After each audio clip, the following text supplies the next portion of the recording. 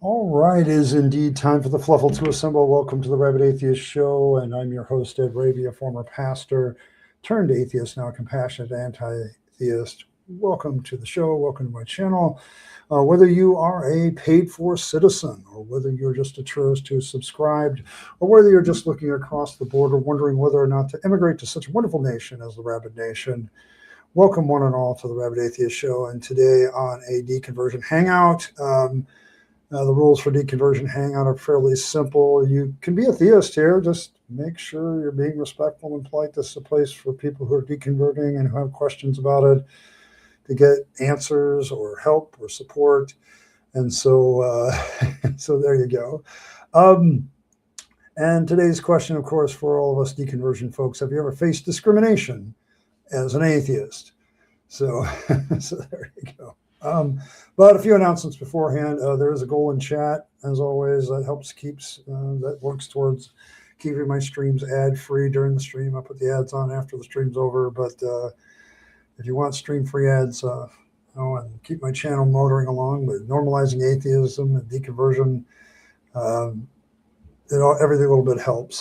There's also a link to the Discord in the description. If you want to join a group, the Fluffle Fangs, you can do that. There's also an additional link that I pinned.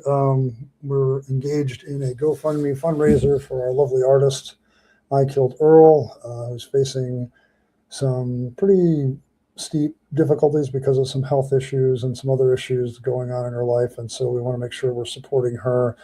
I would appreciate any help you can give there, and we'll keep running that until we reach our goal. Basically, this fundraiser is mostly for the consultations and to get her hands fixed from all the damage she's done between her career and art and all that stuff to her hands. We want to get that fixed, so we're going to help her out with that. All right. Before we get to going, Blossom, I'll get to your full comment here. I think you have a very good comment here we're going to get to. There, Rimmer's here. Let's see, Dragon Rider's here. The Elder Gods have sent their emissary. Good to see you, Cranky. Faye, there you go. Good to see you, Faye. There's Felicia. Good to see you, Felicia. Stream free ads, yeah. Oh, yeah. Stream free ads. Oh, there you go. I just keep my stream ad free. I try to. Michael's here. There she is, Earl. Oh, I'm so sorry for that. Oh, good. All right, but there she is, the wonderful, lovely, beautiful, smart, intelligent, laughing which our Lord naps. IKIlledEarl, one of the smartest women I know, most of the time. Hey, good to see you, Julia. So back to the question. I wanted to deal with, before I get into the main question, I did want to deal with what Blossom was talking about here, because I think it goes with today's topic. If I understand the story correctly, you're engaging with watching a Christian and an atheist engage with each other, and the atheist is starting to ask, some questions. And all of a sudden, the theist, I don't want to play 20 questions with you, just get to the point. And we've also seen that situation on the other side, where the theist is like asking us a bunch of questions and all of us are screaming at the TV, would you just get to the point? So I think one of the most ignored verses by Christians when it comes to apologetics is always be ready to give an answer. It is without a doubt that one in 2 Peter where it just says, always be ready to give an answer for the hope that is within you. I don't think whoever wrote that, because I sure as hell don't think it's Peter, whoever wrote that obviously didn't understand some of the basic shit that's goes down in those kind of debates, do they? But yes, I don't know if the love, I would say, yeah, maybe the love of Jesus is a sham, because they don't want to do that. They just want to have atheists get to the point. But it kind of goes to what we're saying today, because when we talk about discrimination, and have you ever experienced such as an atheist, um, I would say there is I don't know, what you're dealing with might be like a form of that in the form of like a hypocrisy type discrimination. Like I don't have to answer you, but you have to answer me. Um, I don't know if that's discrimination or just being stubborn. Um, I do know, like if I were to go to a big, if I'm looking at discrimination, I'm just trying to give some examples for the purpose of discussion, but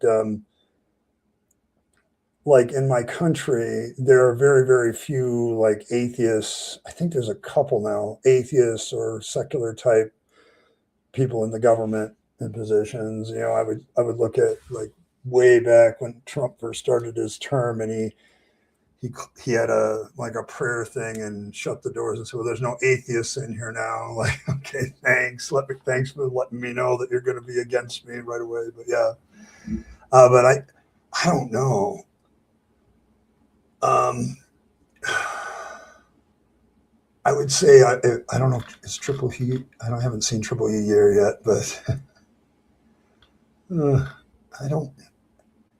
I seem to remember that Triple E once had a problem at work once with discrimination, where people wanted to keep talking to him uh, about stuff too. So there's a lot of different ways that this could take form. So, see, when I was 7, my teacher died. Me and my legal right not to take biblical indoctrination, which is illegal at the time. Oh, okay. Oh, really? So they made you take biblically related classes, even though you had the right not to take them. Yeah, that would be discrimination based on your lack of belief. So, yeah, that's a legit one. I kind of feel that that's going to be happening here in the United States because, at least in Texas, for those of you in Texas, I'll continue to send out my condolences. So there you go. There you go. Your plant babies are still. I hope they're okay. I'm glad they're okay. There you go. There you go. But yes, like because in Texas right now, my concern is because I used to be a teacher there, and I was asking myself this question: if I was still a teacher there, what would be my rights in regards to all the new laws of teaching parts of the Bible and stuff like that? Would I be allowed to teach some of the rest of it? Like, would I be allowed to go to various parts of like Exodus and Leviticus to the laws about slavery? Would I be allowed to run to certain passages about how God orders genocide? Would I be allowed to do that? And I have a feeling that if I did that and I was still a teacher in Texas, they'd probably tell me no. So, but there you go. The truth is all like 20 questions themselves. Yeah, we do that too. Sometimes we call that atheist navel gazing. The minute someone really let a floor, if I stop playing, full stop. Okay. This is my first rodeo. Skip the 20 questions. Just give me the empirical evidence. Okay. I'm looking at my little story this time does relate fairly well to the question. Sometimes I will say something totally off topic and you try to weave it in anyhow, and I'm good luck. Now, this one actually does relate because having been doing this for a bit, and having had several conversations in different forums with theists, I think the one thing that bothers me about it is like there's certain parts of apologetics that no matter what you say to them, they will always be completely discriminatory towards atheists. And it all stems from their understanding of atheism. Like they're a good chunk of them just straight up don't think it exists, and that we believe in God, we just deny it in our unrighteousness, sort of thing. And so they take that belief to us, and they literally think we're lying about anything we do. I've had that experience that so many times. Like, because you're an atheist, you get they tell the lies about you, and then when you try to correct them, they're like, nope, you're lying. And it's like, okay, hey son, good to see you. I was told it was impossible that my family was an atheist. Oh, I'm still in the closet on atheism. Yeah, I mean, I get it. I get it, Faye, and I understand why. See, being in the closet about something tells you something, doesn't it? Like, if there was no discrimination, why would anybody be in the closet? Like, if there was a complete understanding of what certain things are, like back, I remember it was such a big deal back in the 80s and 90s when LGBTQ people would come out of the closet. Like, it was a big, huge deal because everybody knew the bigotry level involved back then. There's still a lot of bigotry, in fact, quite a bit, but it's just, it was a big deal. And if we're now talking about atheism in the same way, still, that kind of says something, doesn't it? I will say that I all face active discrimination. It's probably telling that I still wouldn't dare admit I'm an atheist to most people at work. One of those things is probably safer to say you're a Muslim. At least you believe in a God. Disagree. Yeah. For me, that's one I would have to talk about, Blossom, because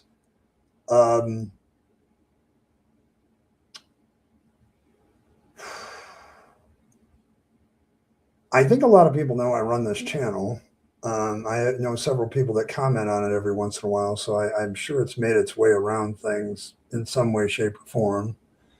I have noticed, like when I'm at work, like, people have that, like when you sneeze or something, they say bless you or whatever. I hear that all the time from other people, towards other people, but never towards me when I sneeze. So it's like, I think people know and they do treat me differently, but so far nothing disrespectful, I would say. So, but I get the feeling. Like, I know a lot of people that go to work and they don't want to admit that. So, is it discrimination to make us hear church bells when the Muslim prayer call is not allowed? Probably. Oh, geez, when teaching about your class. Is that what they want? Yeah, like, I'm honestly, Michael, what I've heard, okay, the stories that I've heard that they want to teach, okay, like in elementary school, I think they want to teach David and Goliath. They want to teach Adam and Eve in middle school. There's something else like Jesus Christ in high school, things like that. There's different stories they want to bring in as part of the foundation of our nation stuff. And I'm thinking to myself, okay, because I'm going to push things to the limit inside of an educational context, inside like public education. Because I used to do it as a teacher. Like, they would tell me there were certain lines I couldn't cross, and I would put myself right up next to that bastard.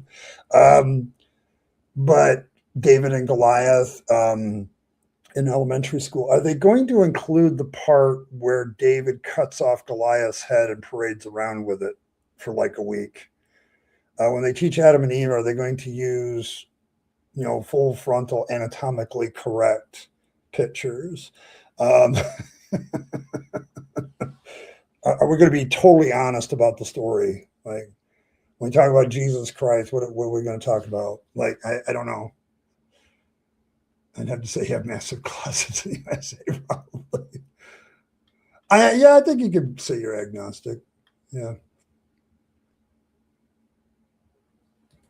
I'm lucky that I'm not in the closet on anything. I say lucky because after I came out as trans, the family decided to make a living openly, to make me living openly and the rest of my life really easy. Yeah, I feel you for you. I really do. I feel for you. I don't know. That's just rough. Yeah, because I remember when I was dealing as a pastor, I had this woman that had left the JWs, like she had gotten out, and her whole family wouldn't talk to her and everybody pushed her away. And I remember talking to her a lot, and it was just emotionally devastating that she was completely cut off. And I can't imagine you feel any better about it. And so I've seen this from the other side.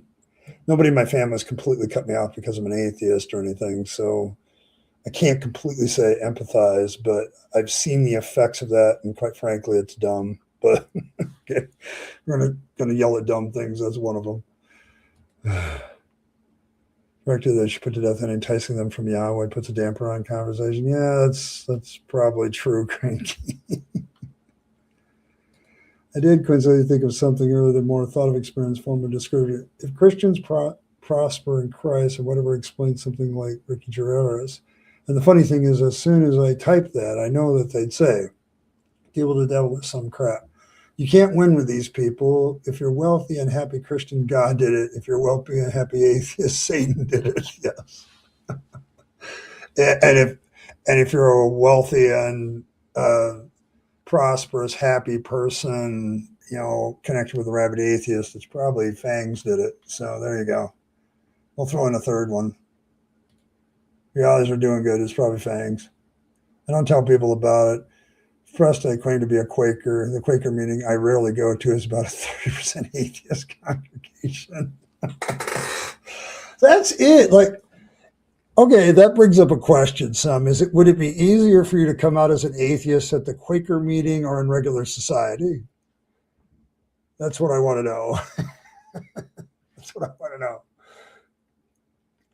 know. Probably. Everybody knows what I feel about the whole agnostic designation because it's completely separate from whether you believe in God or not.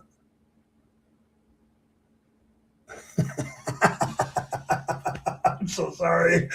No, because I'm talking about Texas and how they want to teach the Bible in class. And because I'm thinking to myself, as a social studies teacher, I might have gotten out of world geography by now, and I might be teaching something else, like, I don't know, history or something, or maybe even gotten to the government part.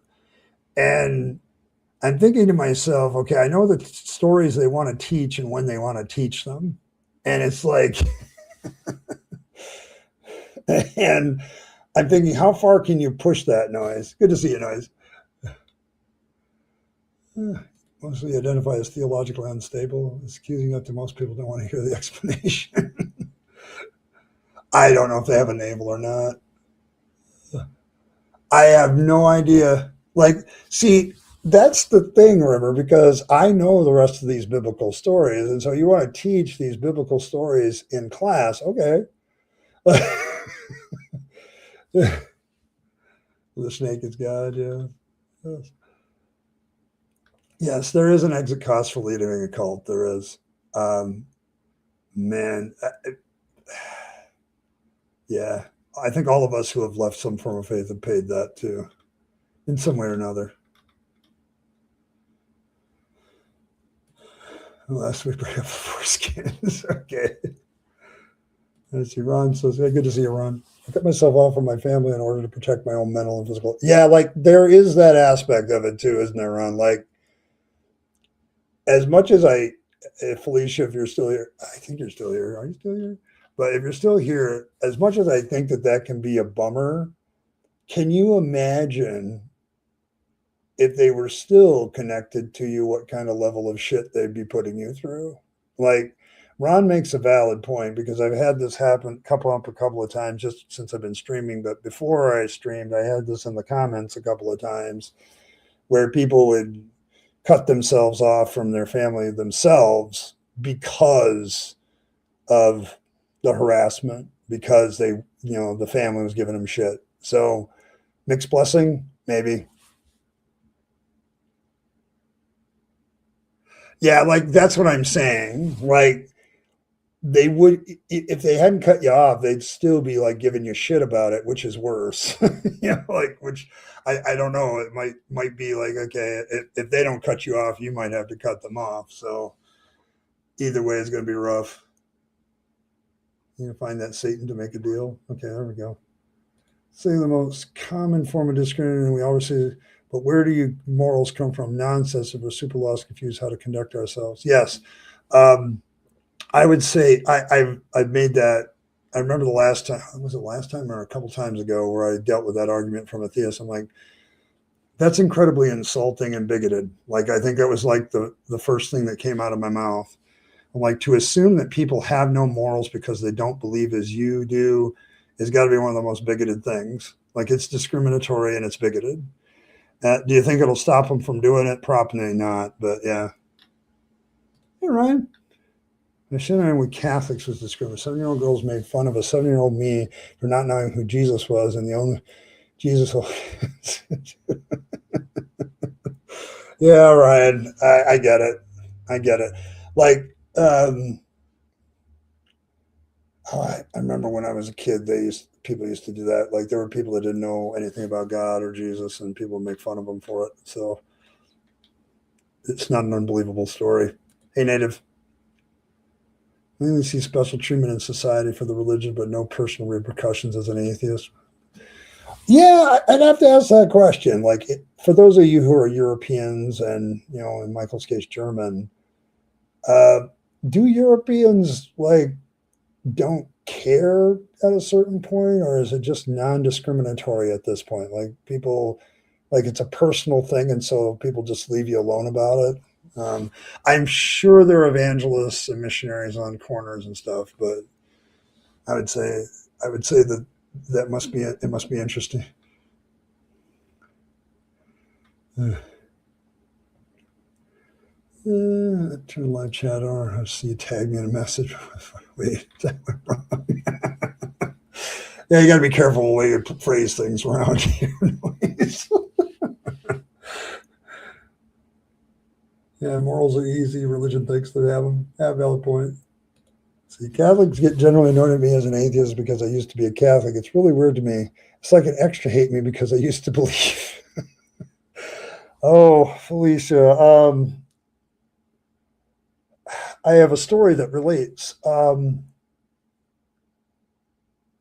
This must have been like the first or second year of my channel a long time ago. I had some guy I had to ban because he came after me for being a former pastor, and he started yelling at me like there was a warmer place in hell for me.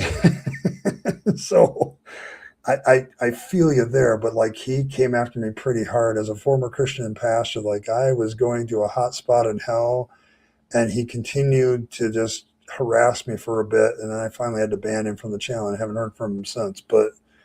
Or maybe I have. He's just under a different name. But yeah, that's weird. It's weird. Like, if you formally believe and leave, they hate you more than if you've never been. So I always have a good laugh when my relatives tell me that because I'm an atheist, my life is empty and I'm obviously miserable without Jesus. I love telling them how happy I am. Oh, yes. Yes. I am miserable. I am unhappy. I have no purpose in life. I have no hope. If you want some examples of that, just go to some of my past streams. There's several theists who have made such comments in the comments, particularly when I talk about atheism. They come after me pretty hard about how none of us have any hope.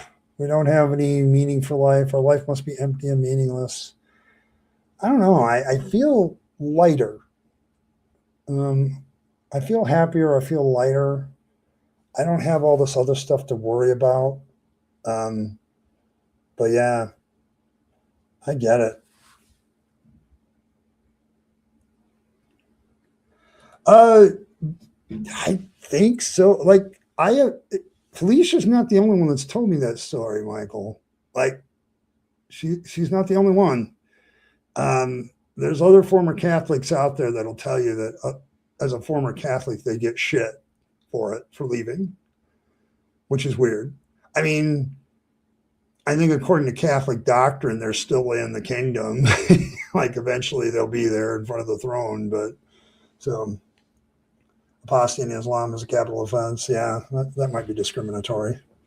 But that's apostasy too. Like, if somebody leaves Islam and goes and becomes a Christian, it falls into that same thing. Like, it's a capital crime. It's wild. Blasphemy is a capital crime too in some Islamic states. No such thing as an ex-Catholic. You're a lapsed Catholic. Okay, that's probably fair.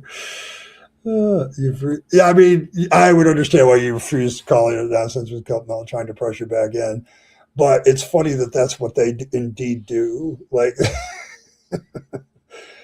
Felicia, you're probably still going to make it. It's just lots more time in purgatory. Like just you have hope because you were a former Catholic.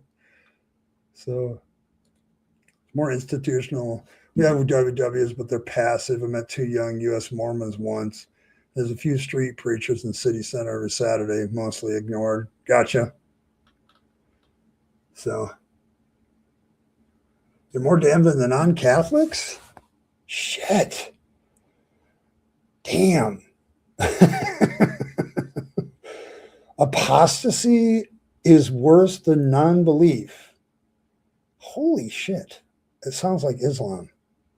Have you ever confronted the Catholics about that whole attitude just sounds like Islam?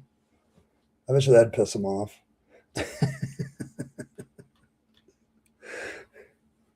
Oh, atheism is just heresy. Oh, that's good.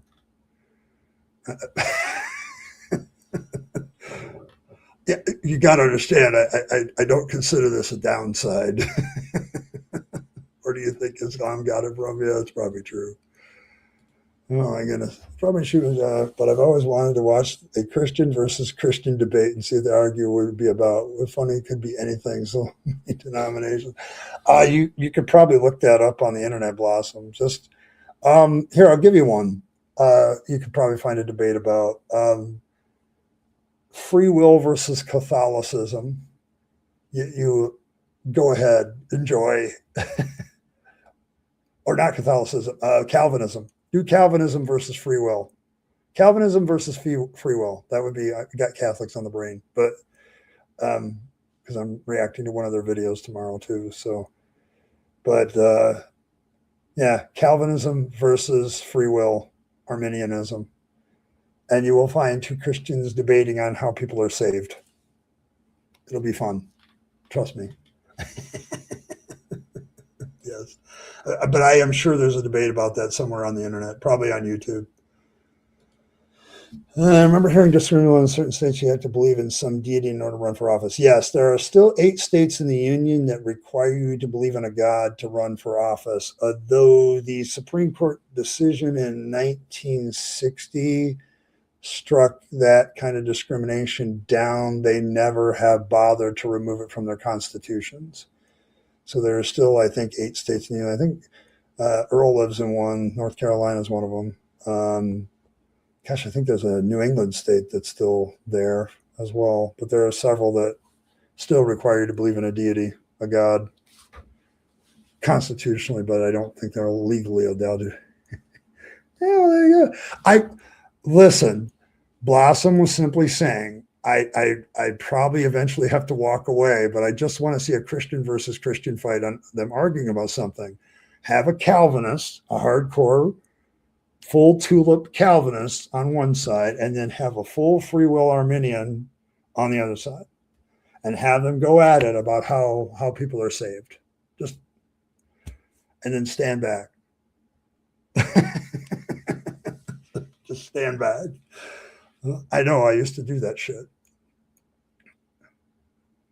Oh, your technically Protestant girlfriend is supposed to be worse than you? Because Protestants are all heretics. Yes.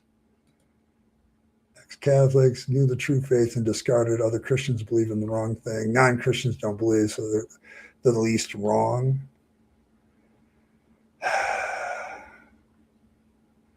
I should not be surprised, Michael, because this is the logic that most theism follows.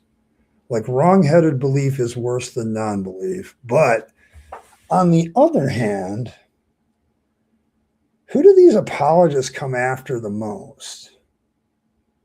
That's the weird part.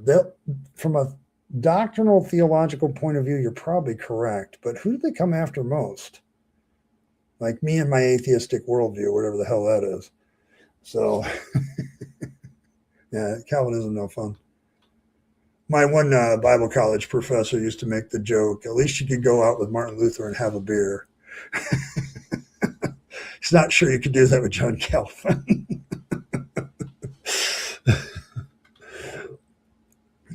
So there it is, because my sister told me that I have books about witchcraft. Oh boy.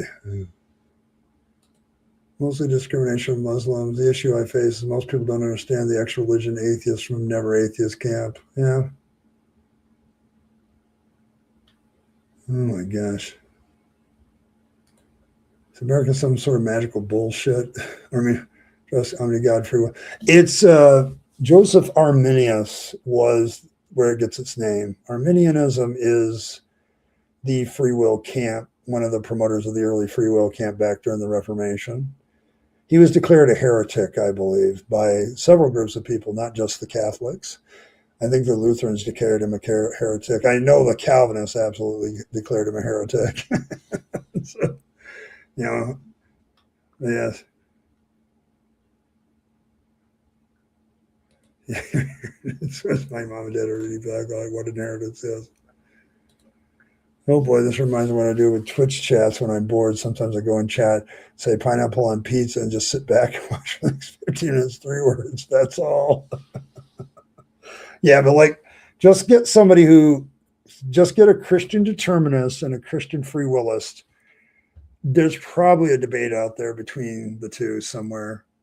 Like, that's the thing about a lot of Christian channels. If you broaden your horizons and YouTube away from the apologists to other Christian channels that deal with other stuff, you will find some that deal with theological issues. Like they'll sit there and talk about various theological issues. And if you want to have some fun, I don't know, I might be unleashing something very bad here, but go watch one and get in the chat and pretend to be one side or the other, or just have questions to both sides. It might be interesting. So,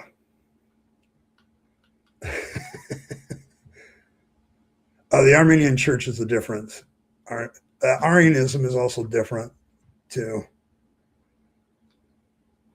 But Joseph Aramus was a proponent of free will, I believe. That's where we got it. He was one of the early proponents of a free will argument for God, I believe, after the Protestant Reformation, because he reacted strongly to Calvinism because he felt John Calvin was an idiot. So, if you read his works, he's probably lesser known than most, but most of the free will stuff comes from him. Yes, Agent of Chaos. Yes. I would. Yeah, it's a little bit later. It is later, but it's like it's. I remember hearing his name the first time about my third or fourth year into Bible college. So he's not as known as John Calvin or Martin Luther, but he's a free will guy. Yeah, Calvin, idiot. Yeah, you got that right. But yes, but yeah, like they had there's always a backlash. Like you have the Catholics and the Protestant movement breaks away from them, and then the Protestants decide to break away from each other, and the Catholics have a fight about it. Yeah, I'll see you Sunday for sure. Yeah, we're gonna have some fun on your channel. I'll probably announce that a little bit later, or maybe tomorrow. Maybe tomorrow. I may even put it in my community chat. So we'll have some fun. Should just randomly declare people to be heretics. Sounds like fun. Yeah, I mean, you could. I don't think you can go to theist streams and do, if you don't want to reveal yourself as an atheist, just declare one side or the other heretical. I mean, you have as much authority as anybody else does. I don't get it. But have a good one, Felicia. It's something I started doing lately as a troll sometimes. I go to these call-in shows and ask of the Christians, I'm not one of these mean atheists. I really want help, Jesus, in my life. Please help. And they take this as a more confrontational and say the dumbest stuff. It's fun. Blossom, I think you enjoy being a troll. I think you do. I think it might be your calling. Oh, yeah, you have two theists in the room. You will have a schism of some sort. Like and it doesn't matter what it is. Like Islamic people have their own breaks too. Judaism has theirs. And Hinduism is ridiculous, I believe, for various sects and cults and stuff like that. Buddhism has its divisions. I don't think there's a single religious system of belief that doesn't have some sort of division to it. It's almost like humans have different opinions about this. Oh, confidential, not confrontational. As they get, so they want to get to know you better so they can lead you to Christ. Blossom, that's wrong. It's just wrong. Oh my goodness, Blossom. But yeah, interesting. Very, very, very interesting. But yeah. So I don't know. I know that I don't usually in general troll other channels of Christians, but I can tell you that I listen to a couple every once in a while. And I remind myself of why I left.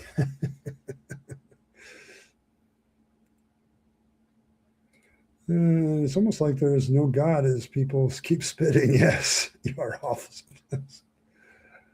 Come in Christ. Yes, come in Christ, Blossom. Yeah, I don't know. What Christ come in you. I mean,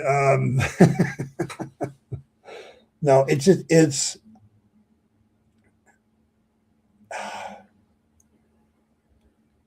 I don't know. My issue for me in discrimination is like I think the moral thing is like I have no morals. That's definitely one of them. So I push back on that. There's also the representation. I don't know. I'm not going to go there, Blossom. It's not. But I mean, I've seen some atheist trolls do that though. They get somebody to say something silly and they go a different direction with it that the Christian didn't intend. But yeah, you gotta, I don't know. See, because what you were talking about earlier is yes, I've also seen atheists be kind of dickish about that too. Like, just get to the point, and it's like, feel the salvation all over your face. There you go. Yeah, but I don't know. I don't know. See, I've never done that. I've never gone to other places and just make a havoc out of myself. It's probably a good thing. Got a channel to run. Got a channel to run. I don't know. I'm trying to think of other discrimination forms off the top of my head. Like not having access to certain health care because religious belief gets in front of it. Man, that was a big one when I was on the school board. All these Christians wanted to deny other people that didn't believe what they believe certain birth control options and all this other stuff. And they wanted to keep it out of their health insurance for our employees, et cetera, et cetera. Is weird. But yeah, there's that kind of discrimination too, where a certain religious viewpoint nails people and everybody can't get the options they want. That's a form of latent and institutionalized discrimination. But yes, yeah, there's that one too.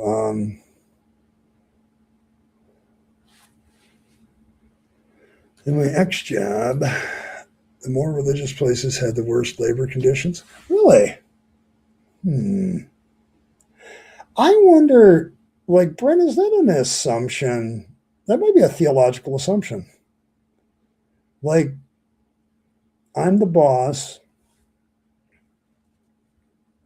And you could have an attitude like God as a boss. Like, you could say, you should be happy to have a job, do what I say. There's no pushback here. I get it. So, I have no idea why they wouldn't want apostates to use birth control, but that was one of the ones that while I was still a Christian, I was very well aware that people in my own team as a Christian were discriminating.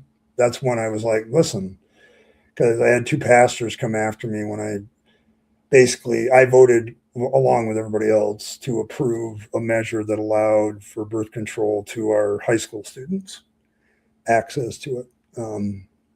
They wanted to attach the parental consent thing, and I'm like, yeah, that's going to go over like a blood balloon. But it was like, and they said, these pastors, I'm like, dude, not everybody believes as we do. Like, not everybody follows the same understanding of sexuality that we do. Okay, and us forcing it down them, like, I want to mitigate the consequences of the fact that people don't believe as we do. So yes, they just want kids. Like, it's funny how conservative Christians think, because it's very, very true that they're very concerned and very pro-life up until the moment of birth, and then they don't give a damn like after that. So trolling a poly evangelical on Facebook there. Yeah, let's see. And yes, I saw that. Like, he had done the invocation, and the next day they're all in there like protesting. I was very disrespectful. It's like, how's it not disrespectful to go the other way? Like, I don't get it. So, hey, Alex. That might be one of the things for his church. They never ever even offer to pay. Really? That's weird. Perhaps you're a volunteer. They think you're a seeker. And you're doing work for the church because you're guilty, remember?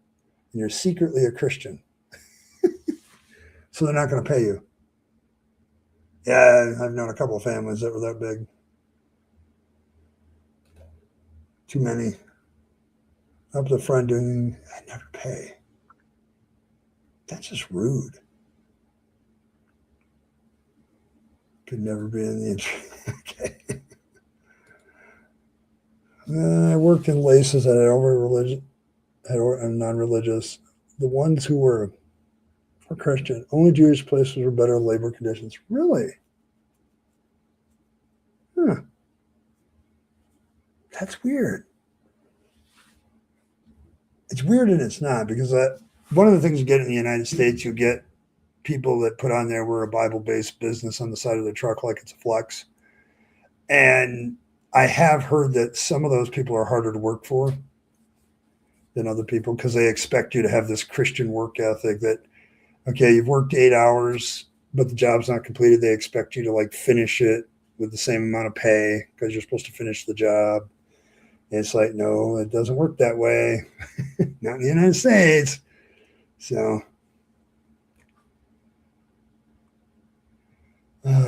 I'd have to say I was a Catholic-run clinic 3 years ago and 2 months, and there's nothing. Yeah, like, I don't know if, like, medical care, I don't see too many complaining about medical care if you're not a Catholic and in a Catholic hospital. I've never seen anybody really complain about. Maybe there is, just the typical way of complaining about hospitals, but I don't see that as much. Maybe the medical community is like, you've got a lot of built-in systems to make sure people get taken care of.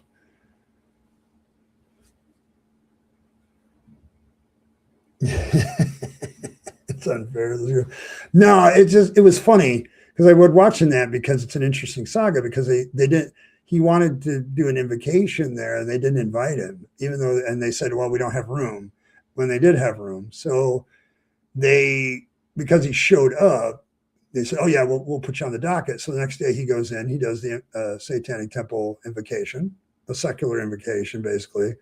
And then the next time they meet, there's all these Christians that are butthurt. That was totally disrespectful that you let the Satanic Temple do that, but we're the only ones that are allowed to do that. And it's like, this is a secular meeting, people. Anybody can do that. It's either anybody or nobody. So,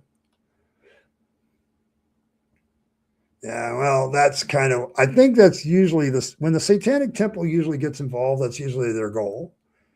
What they want is for the Christians to realize they're dumb by doing that, and then just ending the whole thing altogether. And that's kind of most of the goal. That would be my goal. Like, you can end the controversy by just not having this at all. So, They give you much more work to do without.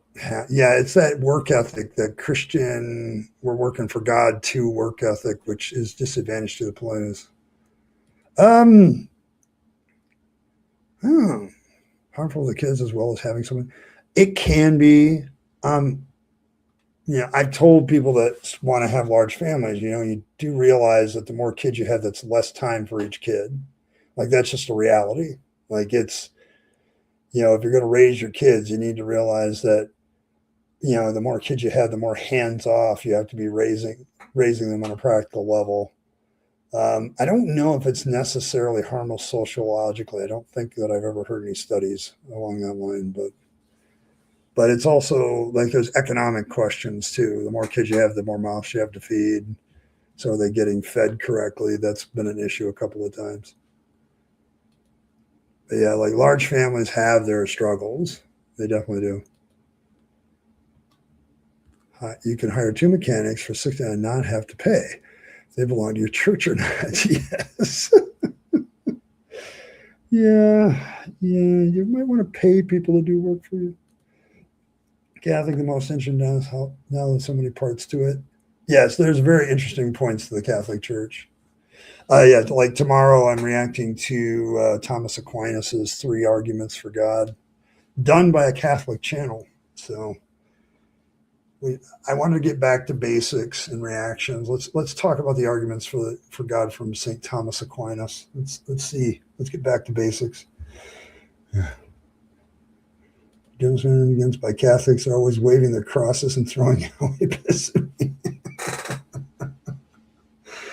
I imagine the elder gods take a lot of discrimination from all quarters, don't you? Like, I mean, well, yeah, I know.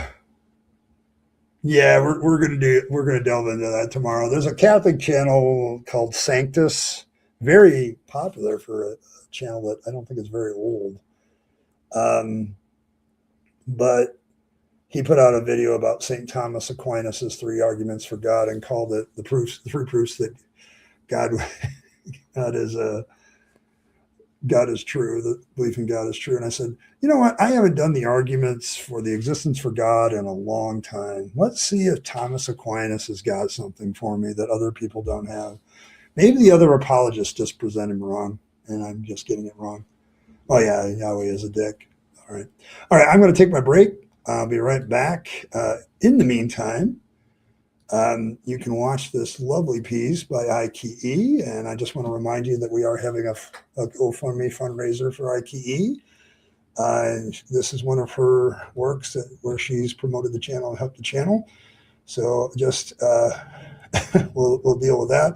But I will be right back in 2 minutes, and in the meantime, I'll let, and speaking of Pranky Elder Gods, he's in this one too. So you can watch this and I'll be back and we'll keep going until we end. So I'll be back in 2.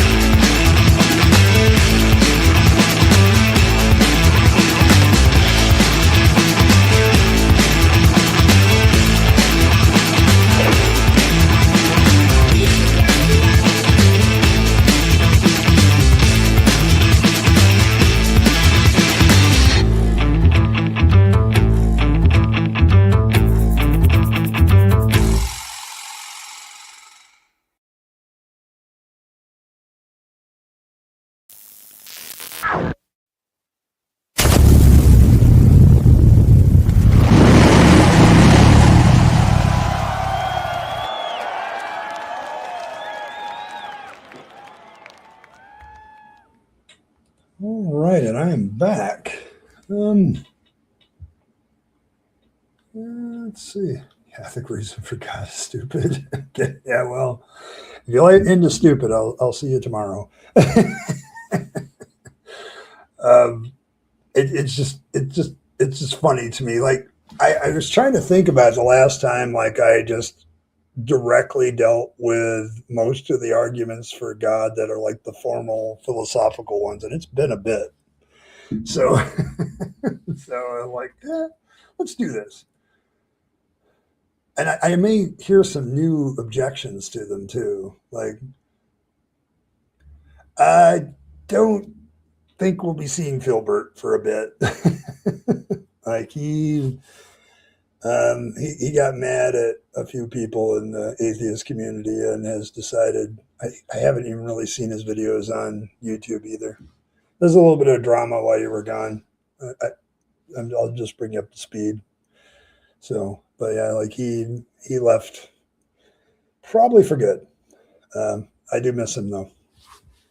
So, do they realize the satanic term is atheists? They use Satan as a symbol of rebellion versus arbitrary authority, the pursuit of knowledge and personal autonomy. Yeah, I don't think Christians know that, or if they do, they don't care. I think the whole incident with Aaron Rod doing that, it was more of he was trying to, what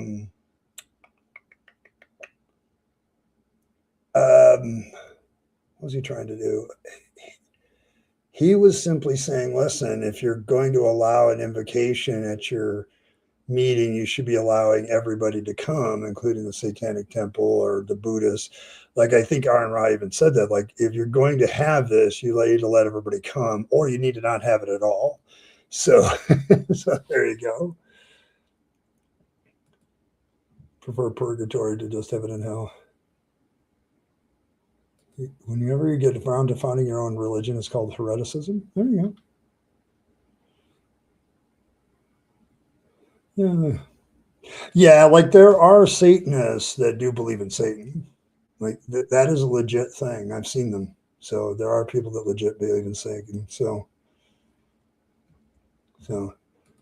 there is an issue where he tries to use philosophy and support his cat. Yeah. Who's the other? Dr. Derek.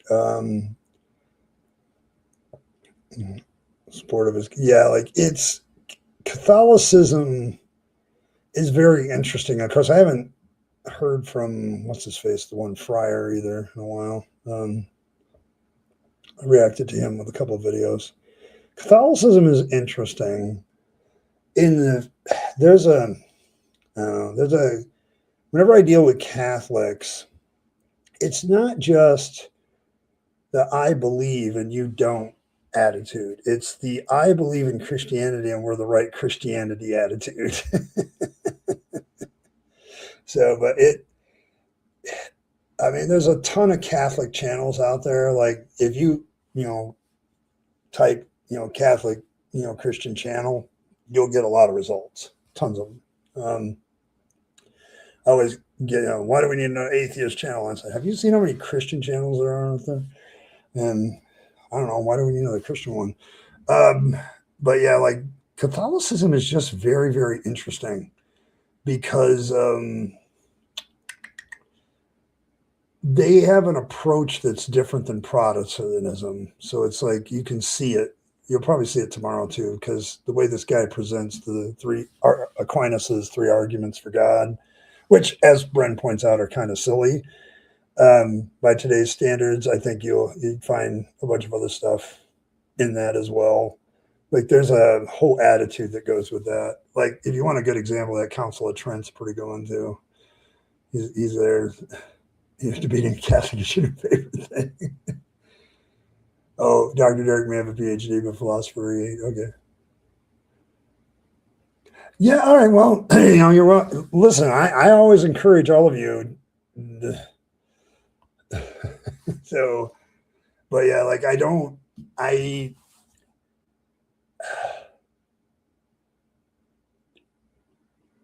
know. Catholics I find fascinating. I've never been one, I guess. See, I don't know how they would feel about me. because as a Protestant Christian, they thought me as a wayward heretic, but as an atheist, I must be worse. And now I'm an apostate without being an apostate. I guess that would be the issue. But there's plenty of Catholic channels out there. I never discourage people from going and listening to theists. If they ever come up with something new and interesting, let me know. So, sounds like a Saturday stream. Yeah, flying monkeys.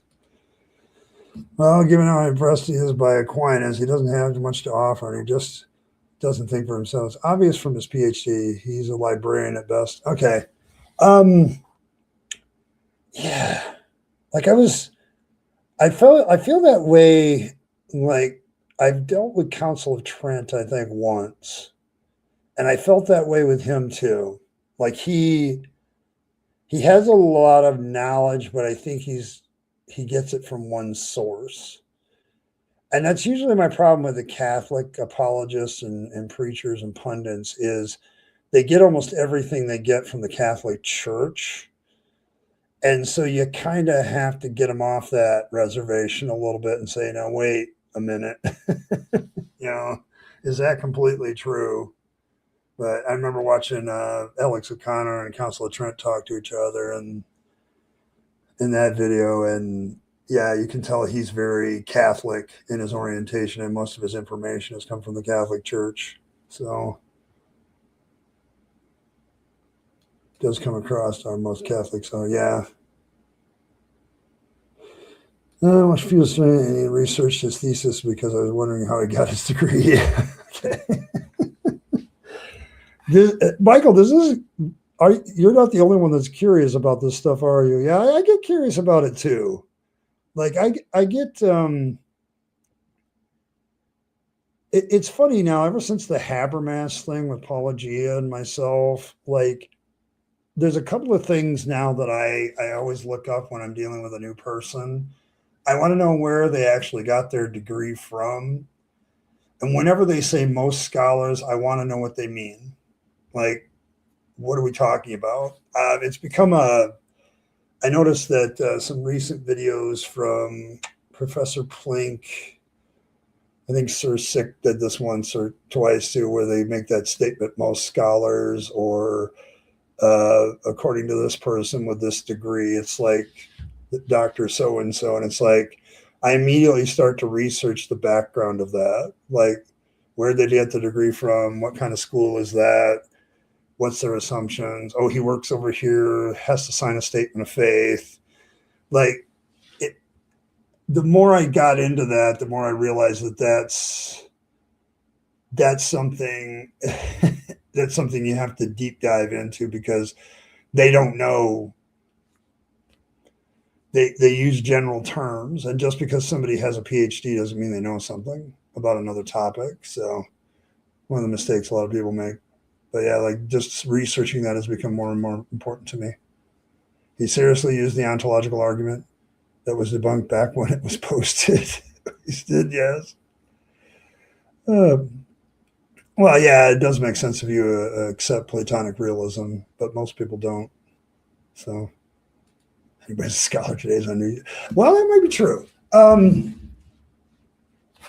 It's just, it's not just apologetics channels that do this. You have to be very, very leery about when people say, I have a doctorate, like anybody that says I'm Dr. So-and-so, I would immediately check to where they got said doctorate and what it's actually in. Because if they're talking about like, well, I'm taking this supplement and it's done wonders for my life, and you find out that the guy has a doctorate in philosophy and knows nothing about medical science or pharmacology, so what that he has a doctor? Like, he doesn't know what he's talking about. So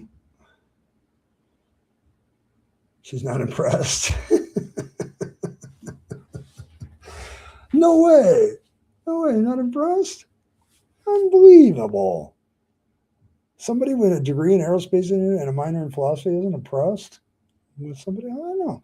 I find these people interesting to listen to too, but it's like we've said many times before. It's more because I'm waiting for a new argument. I'm waiting for somebody to come up with something new. Like apologists used to every like 5 years try genuinely to come up with something new, and I just haven't seen it. I'm getting a woman is 5 page, but not in anything relevant to the subject he argues. He also got his degree from himself. I issued myself a degree. I'm going to do that sometime. We're going to create the University of Fangs, and we're going to issue degrees. If you want a degree, we'll soon have a means for you to do that. Like Professor Fangs, in weedology. We'll give out doctorates and something. Yeah, they're only good at that topic, yes.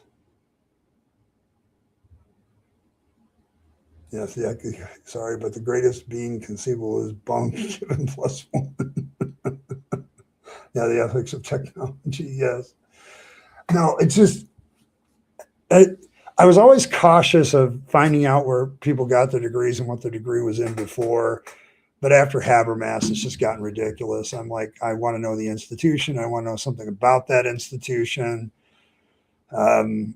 Because you can have people in the United States that get degrees from accredited sources, and that school may be great in something and have doctorates in something, but it has nothing to do with what they're talking about. And that's usually when it's so, well, but if you made it simple, then less people would believe it. I've talked about this before on Deconversion Hangout. It's a regular subject. You have to have complication in order for people to come up with their own version of the religion to follow. There has to be enough form and skeleton in a religion to keep a person kind of sort of in your camp, but then you have to leave a lot of bare bones so that that person can fill it in. I mean, ask any Christian what they think Jesus is like, and you'll get a different answer every time. So we don't have any sneaky certificate. We have evidences. See, well, I was thinking about giving like a PhD in elder godology. That might work. Might help. You can teach the class then, Cranky. You can teach elder god classes. How to summon them when you really shouldn't. Goes back to teaching Christianity in public school. I don't understand the logic of doing that, given the increased church turnover because of the struggles teaching Gen Alpha. As somebody who taught some Gen Alphas, I understand the struggles. I thought that my own generation, Generation X, didn't give a shit. Like, and genuinely we don't. Like it's a whatever. We're happy to build all the things that you enjoy and collect the money. Like, Generation X is like more than 50% of Fortune 500 CEOs are Generation X. They build shit and have you use it and collect the fee. And I thought we just didn't really give a shit. But alphas, having taught them, some of them, and looked at them and had conversations, they really don't give a shit. Like Gen Z is same. Like they legit do not give a fuck about anything. It's like not even themselves in a sense. And it's just, to them, it's all trash. And the struggles of teaching Gen Alpha, everybody's doing things with technology. But getting back to the Christianity part, it's like, I don't understand why you'd want to do that either. Teacher turnover is a real thing. And I think I spoke about it once already this week, but one of the problems with teacher turnover is overwork. Like you're asking teachers to put in 70, 80 hours a week. I remember two of the teachers I worked with in world geography in my school. They had like 7 teachers teaching world geography in that size school, but 2 of them were coaches, plus they were family men. And there were 2 other people that had families too. And it's like at a certain point, you got to go home. And you're just as ready as that amount of time can make you. And if you got all this admin to do, yeah, teacher turnover is a real thing. It's not funny either. But then you're going to add the controversy of, no, I'm not going to teach that. Thank you. For people who understand the dangers of that. And then you're going to come after them and do all that stuff. Yeah, it doesn't make any sense. Valid point. What if we ask about our Jesus' favorite movie? I don't know. I don't know what Jesus' favorite movie is. I don't know. It's hard to say with Jesus. Jesus is very problematic, because according to our lore, Jesus is trying to get approval from a father that's not really his father. There we go. Did you have to keep changing the sermons to make them minister, or did you reuse them? I could reuse a text, reuse the outline, but I would always change other things about it to make it more, relevant, quote unquote. Preaching is interesting because it's not the same as just public speaking. There's an authority to it. There's a cadence to it. Preaching has a rhetoric aspect to it. So it's like, it's different. So you try to make it emotionally appealing. The thing I learned, and what I now teach to you, what's going on in churches and why some people have a hard time leaving the faith, right?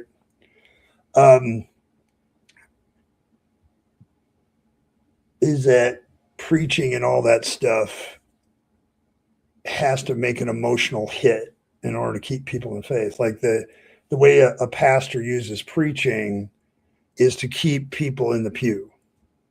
I always understood that I may not be the reason that the person came into church that day, but I might be the reason that they stay. And part of that is making your sermon interesting. So I did a lot of different things to do that. I remember, I did a sermon series on several like old style biblical stories, but I put like heavy metal titles from songs to the sermon. Like I remember preaching about the Exodus and the 10th plague, and I called that sermon "Creeping Death." Hopefully, some of you get the Metallica reference. And I had a few people that used to be metalheads, and they're like coming to church that day, and they're like singing it to themselves. I'm creeping death, So, but yeah, like it was very interesting moments when I would do sermons. Sermons were always interesting because I got to the point where I understood that trying, like when I was an atheist, like, okay, how do I make this interesting and motivating and go beyond the faith? And that was always a difficult one. But now I don't know if I ever recycled the sermon very often. I might recycle an idea or a text, but I didn't really do that. Yes. They have what the fuck is it? Like they're not the only ones too. Like there's a Book of Common Ministry or something to that effect. I cannot remember what it is, but like the Methodists follow it, the Catholics follow it, the Lutheran. There's like everybody has like their standard year program for church, and that they follow that, and that's their homilies or sermons are based on whatever text that is. Holidays always get special treatment, and then they have other things, but they want to make sure that the preacher covers the main topics of the church every year. I didn't have that. So as a Pentecostal, it would have been considered unmoved by the Spirit. You need to be moved by the Spirit when you preach, when you're a Pentecostal. When you're in more of a liturgical setting, like I was later, it was more of, I don't want to do things the same way over and over. And that's what a lot of churches do. It's the same stuff every week. And you try to make it motivation or try to give them something to take away. Yeah, either or both. When I was still a Christian, I think the motive was to build faith. You're always trying to build faith by being practical, show how it's practically applicable. Very seeker sensitive I was as a preacher, trying to show people how the Bible was practical. Later on, when I became a skeptic and then later an atheist, it was more of can I motivate somebody to do good things through this passage, and how do I do that? So, but it was always, sermons were always difficult for me. I also taught classes, which got interesting because, especially when I knew what I knew later on. How many AI sermons people get to hear nowadays? Here, hold on.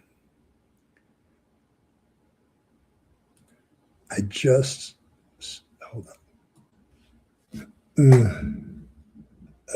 Let me do an experiment. We're gonna have an AI write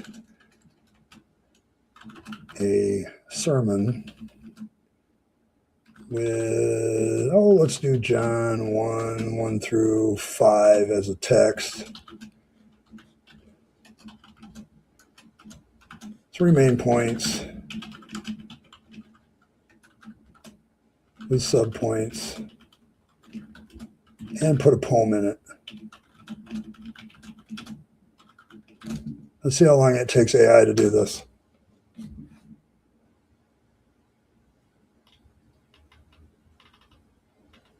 Done.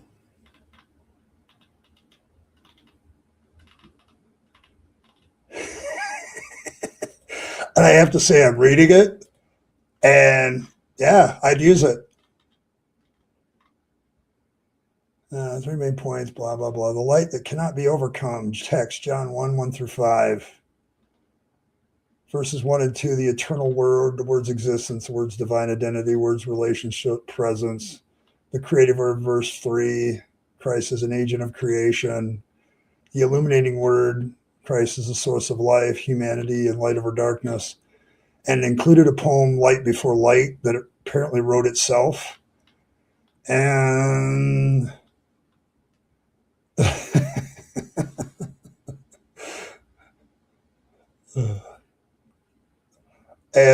conclusion. The eternal word still reigns, the creative word still sustains, and the illuminating word still shines. Jesus, that would be preachable. Holy hell. And what did that take to write? I'm going to tell you, I think there's a lot of AI sermons out there. I think there's a lot of them. I just literally had AI write a sermon that's perfectly preachable. I could read this text, read this outline, and preach this sermon next Sunday. And it took AI literally less than a minute to write it. And it did a pretty good job, if I say so myself. So, yeah, I think somebody's already done the Jim Bro merch. Check out the Fluffle of Fangs if you want to be entertained. Yeah. I always took the preacher and gave him my full attention. We were told if we did. Yeah, the classic 3 points. I threw in a poem, too. Well, yeah, because, I mean, here, let me look at this thing. But yeah, you can, I could preach this. And I don't see anything in it that I couldn't preach in both my congregational church and my Assemblies of God church.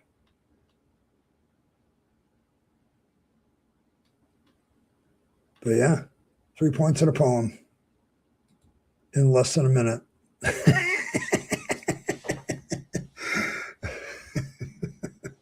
So, there you go. Yeah, you like that, huh?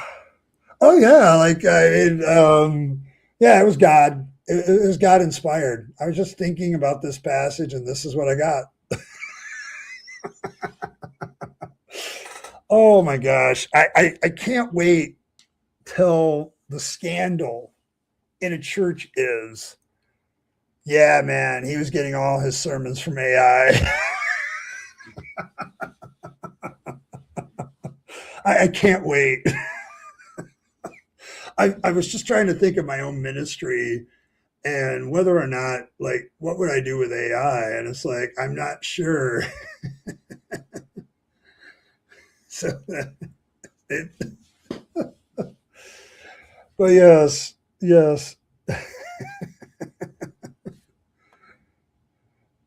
Oh yeah, Where the fake nose and mustache is depending on the church.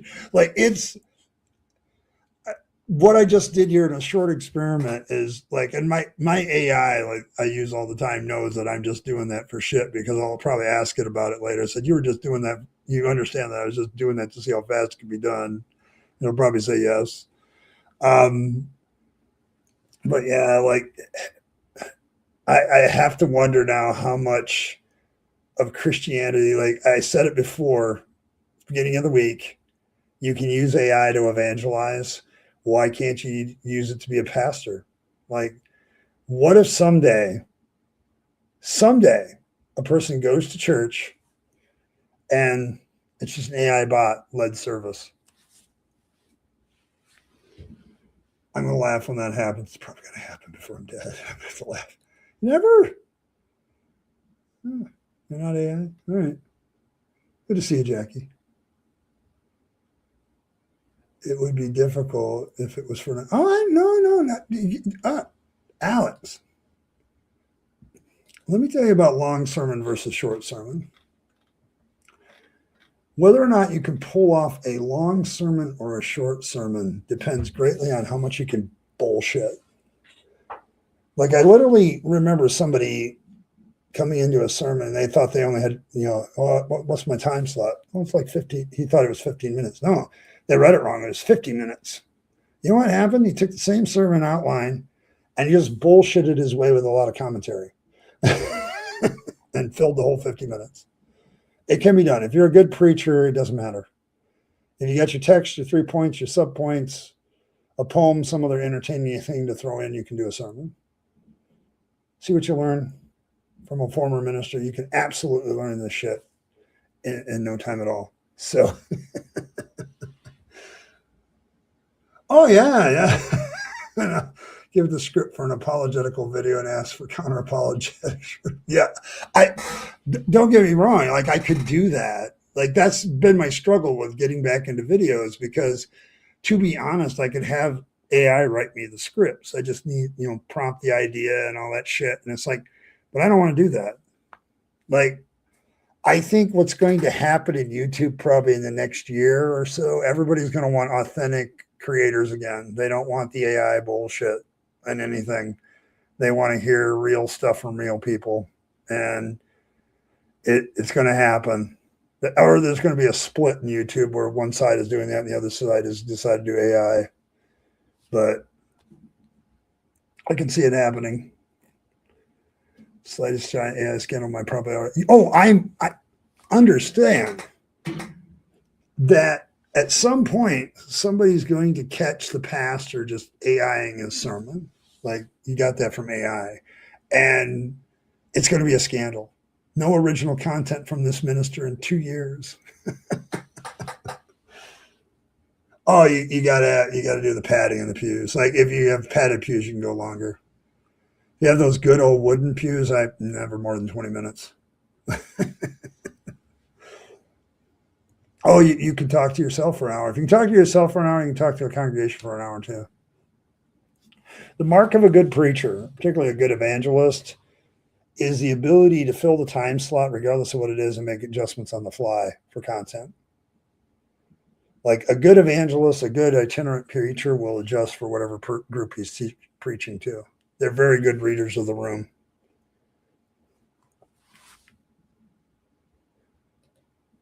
But you can do it transparently as a single education video. Yeah, probably good. But yeah, like I do think though, there's such a backlash against AI on YouTube. I mean, it exists, but it's like everybody wants authentic creators. They want authentic live streams. They don't want any of that other shit. They don't want all the AI created videos that have become a problem. But people don't like them, but they keep watching them. So it's like, So you create a system where people just make money. I'm surprised how they get past that, though, because, in order to get your Google money, they have to send something to your actual physical address. So all these people that are creating AI content still have to deal with that for whatever platform they're using. So I suppose they could verify that the person's a real person creating, but It's hard to say. But yeah, I can see a pastor doing all AI sermons, doing a whole series of them.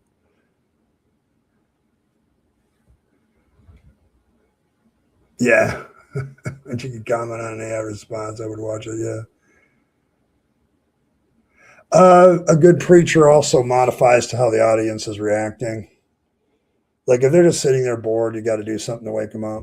Like a lot of what preaching is rhetoric and just keeping the attention of the crowd and trying to keep them entertained and reacting to them well. So use the ad to make a thumbnail on my other channel. That's my limit because thumbnails are the bane of my existence. Yeah, like I did the same for mine mostly. For my avatar, I used a photograph and all I did was have AI like change the shading in the background a little bit around the photograph. So, but that face is actually mine. And then I had to put Fangs on my shoulder because I suck as an artist. And right now, Earl, she's got some things she needs help with, and I don't want to pressure her to do art for me right now. So, and I certainly want to pay her. So it's like I'm doing it because I have to because I suck as an artist. Like I've tried to do some of that stuff, and it's like I just don't have the patience.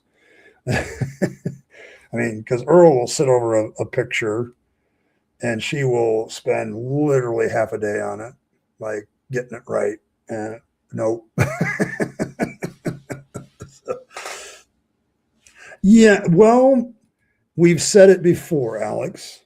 You know what it takes to be a good preacher? The same thing it takes to do good apologetics. You need a manufactured authority, and then you just need a hell of a lot of confidence to step in the pulpit every week. You have those two things, you'll be a successful preacher. And you add some skills and some ability to put together an outline. Sending this money to Yankee, yes. But yes, like the issue of anything in religion is a manufactured authority. Like, why do we give these religions authority in the first place? Why, like I've had people ask me, well, why do people even do the pastor thing in the first place? Well, because the theology puts it that just puts it in a whole different league, and so that's part of the problem with preachers and apologists is it's manufactured authority. Like there's no, so what that this person is a pastor? Why do we give them more credence than anybody else? Like what gives them that authority? So yeah, see, like Earl sitting there telling you like a decent thumbnail takes her a few hours to do. And that's if she's just using art she's already made. If she has to make something new, it takes even longer. I do not have the patience for that. And I don't have the time a lot of times too. Like I just don't. And so, yeah. Stand-up comedy. I'll give him kudos on that one, I guess. I would say once you realize that your average preacher, he has his text and he has his idea and he has his confidence and he's standing a lot in his authority. Like one of the biggest problems with preachers and why I have a problem with atheist pastors is they're still walking in this like authoritative, egotistical. But if you have that authority, Wolf, then you can get up and speak and you can make mistakes and it doesn't matter. Because if you really have that touch, not the Lord's anointed attitude, people just listen to what you say because you say it. It's what makes preachers dangerous. Like if you have a preacher that has, malevolent intent and you have a doctrine in the church that says just accept everything they say, yeah, you can do that. But doing stand-up comedy, yeah, sometimes. Like, because sometimes you got a serious topic, and so you want to lighten it up with some humor. That can take work. Like most of my notes when I had them near the end was stuff I wanted to remember to say. Like I got pretty good where I could put an outline in my head and preach it and add all the things I needed without really doing much. And all I needed was like think near the end, I was just getting up there with an index card with like 10 lines written in it. So, but yeah, like jokes. Yep, I can do it. Doing stand-up comedy, making good points, doing bars, so to speak. Being poetic. It all fits in. That's why I jokingly gave AI a sermon. Give me a sermon idea, but put a poem in it. It's an old preacher joke. But yeah, I think you could maybe make that case that stand-up comedy and preaching are pretty similar. So, oh yeah, I can tell you how to do it. Listen, anybody can become a pastor. It doesn't even require education. I know pastors who have literally picked up a Bible, put out a shingle on their business on a Sunday morning, preaching, biblical preaching here. And they'll draw a crowd of 10 people and they'll start a church with it. And wham. Did anybody give them an authority? Nope. They just took it upon themselves. But yes, anybody can become a pastor. Well, maybe not anybody, but all you need is the basics. Be confident and have some sort of authority behind what you're doing that's manufactured or otherwise. And poof, you can become a pastor. It's not that hard. It really isn't. Yeah, you get a story going, get it warmed up. Yep. That's where it is kind of like stand-up comedy, where you're trying to get things going, ginning up the emotions, and then you keep adding and adding. When I was a young preacher, I didn't know that. Later on, I realized that if I was going to motivate people to do what I wanted or think about what I wanted them to think about, I had to tap into their emotions. Oh, yeah, it's scary as shit. It's why I have a problem with atheist pastors. I will probably address that at some point in a video, why I have a problem with them. As a former pastor, I know all the bullshit that goes along with that, all the power you can have over people's lives. And when all you do is shift gears and you just change the audience, but you're still doing things like you did before as a pastor, and you're still expecting authority and not to be questioned and all that bullshit. Yeah, that's all part and parcel with being a cult leader and being part of a religion, and it needs to be discarded too. It's hard though, because you get these ingrained habits that feed into your ego, and then you come out. I was kind of glad that I was not a pastor for a while before I started this channel, because it allowed me to kind of decompress from that. So, no. I think the beauty of live speaking is that you can always get an audience back because you're there and they're there. A live audience, you can always get them back. You see comics do this all the time, where their first few jokes don't sing, and then later on they get it back. Yep. Punchlines and sermons suck. It depends on the punchline. But yeah, you can get people back. All right, I'm running out of time. I do have to get ready for work. It is my Friday. However, tomorrow we will be looking at a video from Sanctus, I believe, a Catholic channel, and we'll be talking St. Thomas Aquinas' 3 arguments for God. I'm interested to see if there are new counter arguments to these arguments. These are old hat ones I've seen many times before, but it's been a minute since I dealt with them, and I need a little spacer because the week after I'll probably be dipping back into IP and Mike Jones a little bit, because there's another video I want to deal with live of his before I start doing my series on him.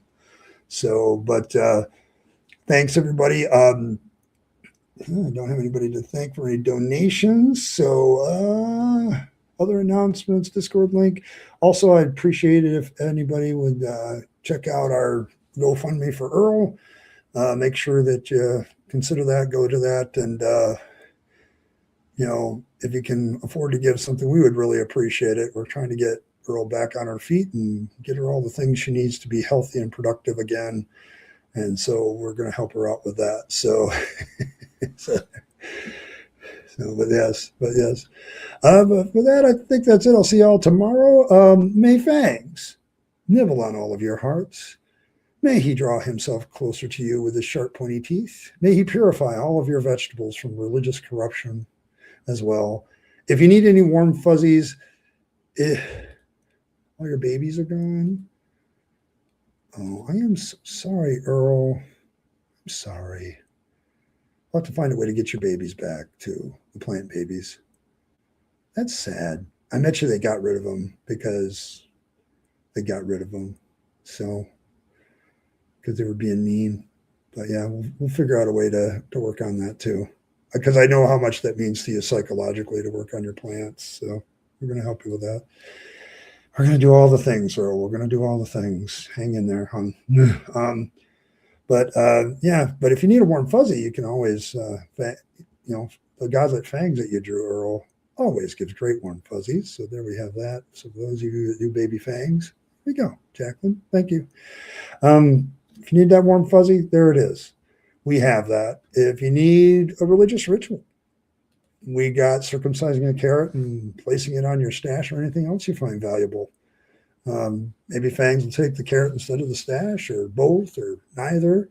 Like all religious rituals, results vary. Make sure you check your local laws, because Fangs will find legal ways to take your stash. He's always looking for an angle. Be aware of the lies and vibes of the apologists, and also be aware of the precept opossums. They are all out there. Our friendly warning against all heretical movements from the apologists. Thank you so much. Appreciate all of you for coming out tonight. I'll see all of you tomorrow. I will be reacting to a video, and until then, live your best life. You only get one go around and it's over, so take all your time, money, and opportunities, give it to yourself, the people you love and care for, and to make this a better world. You'll be happier if you do. And don't waste them on the trappings of religion and faith, because that's a dead end. I speak from experience. And as always, folks, thanks for stopping by. And I will catch you next time. I'll see y'all tomorrow at 7. See you then.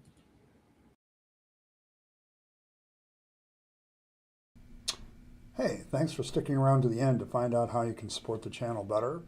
Of course, there's always the more normal notions of just hitting that like button, subscribe to the channel, hit your notification bell, and share the video with your friends and family that you think would be interested. That's always very appreciated. If you want to support the channel in a more tangible way, there's several options. You can super chat or super thanks in the comments or during a stream. Those are always very welcome. But you also can become a member of the channel. Members have certain perks like getting the videos early, things like that. They also have some good custom emojis during chat.